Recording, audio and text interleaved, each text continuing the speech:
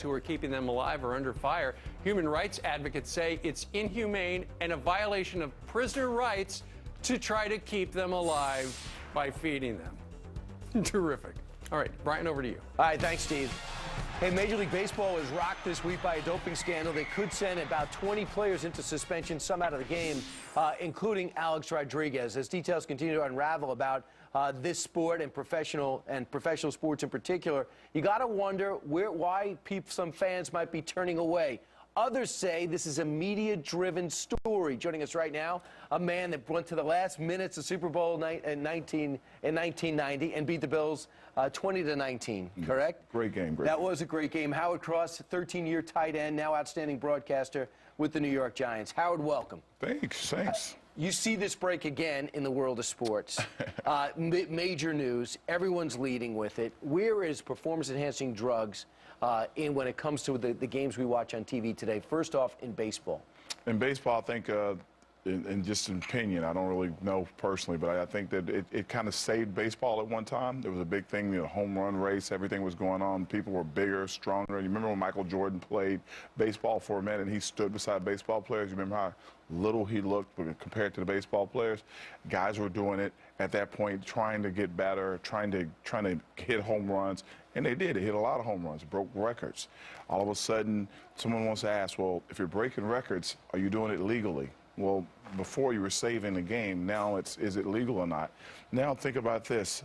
If I'm a player today coming out playing baseball, if I hit 40 home runs, they'll pay me $20 million. Right. Why wouldn't I do it?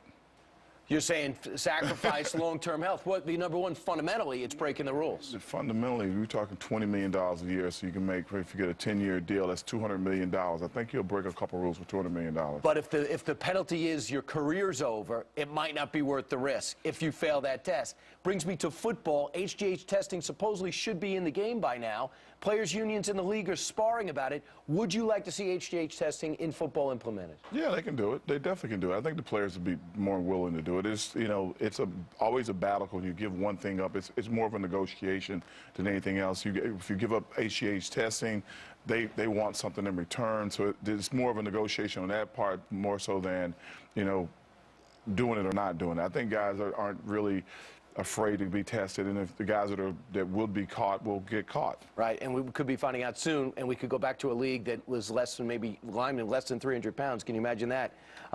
Everyone who knows Howard Cross knows you have an unbelievable personality as a player and now broadcaster. Last night you were asked to do something extremely special. You were asked to speak at the MHA-NYC Gala. It's about mental health and as it relates to the military.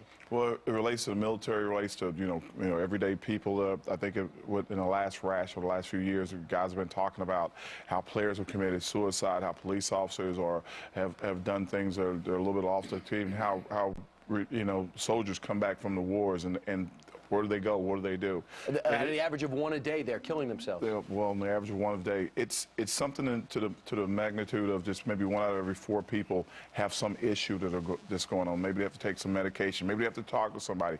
Maybe they have no one to talk to at all. So they're trying to bring awareness to it to make sure that this okay. Because especially for guys and soldiers, think about this. When you're growing up, it's always be tough.